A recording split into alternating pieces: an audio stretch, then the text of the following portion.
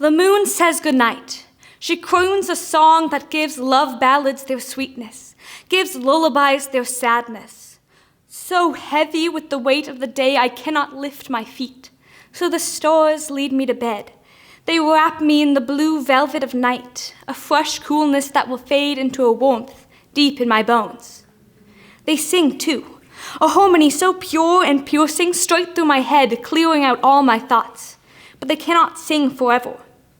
My thoughts beat at my mind like the pounding of a drum, like waves beating at a flood barrier. It is gone now, but in its absence, I feel a tsunami. In bed, sitting in emptiness, staring at the room around me, the moon is watching me. I feel her eyes upon me like a spotlight of hazy silence. So stifling is the silence, I feel I might choke. She shakes her head. She grabs my eyelids and pulls them down like a mourning mother saying her final goodbyes. Though it is not goodbye, it is good night. The stars make their return, tucking me in again, closer, tighter, too tight. Sleep, she whispers. My eyes spring open, weary of the silence, apprehensive of the stillness. The moon is a woman, tall, warm, with flowing hair, darker than dark itself. She wears a dress made of sewn-together waterfalls, white rapids crashing to the ground and making a comforting sound of white noise. Her eyes look down at me with pity. They are crystal pools. Every time she moves, water jumps out of them, tears for the runners and the lovers of the night. She watches me, watches my turbulent sea. My body aches and cries, it is tired. My muscles tense and worn, my eyes unfocused and heavy, I sit in the dark. I lie awake, though my eyes are so heavy they seal themselves shut. Now instead of my room, instead of the glorious woman of the moon, now I see the churning, fizzling oil spill of my mind. Then I see nothing.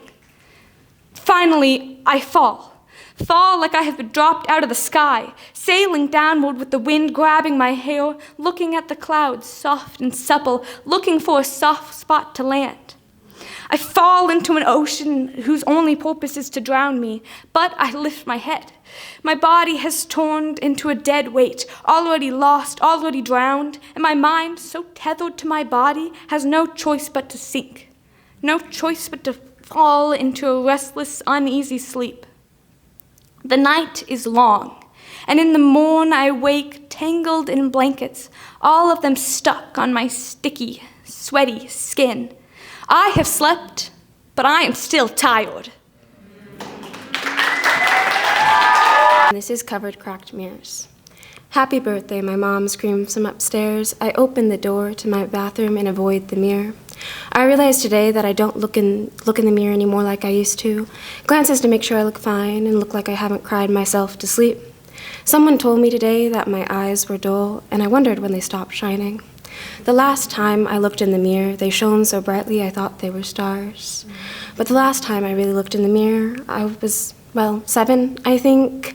I had a pink t-shirt on and pigtails in and was missing a tooth.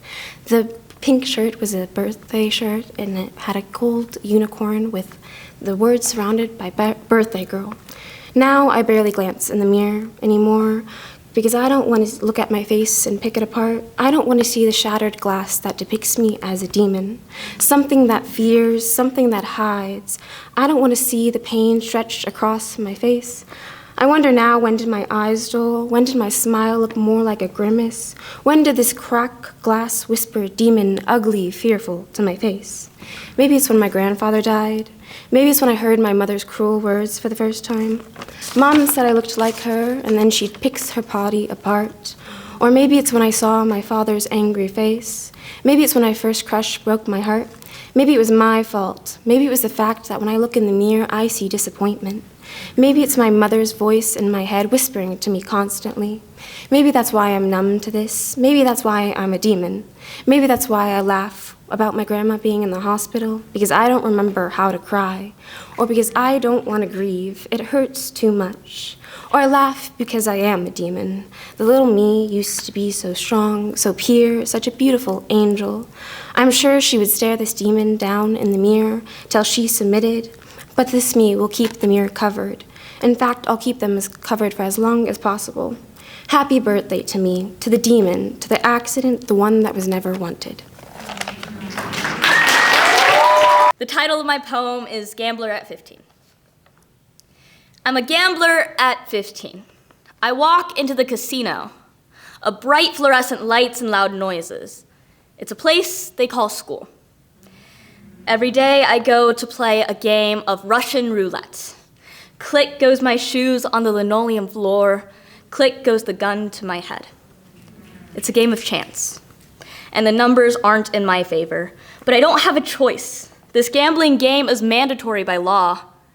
It's funded by our taxes, the threat of my death, endorsed by our president, avoidable by a bill Congress refuses to pass.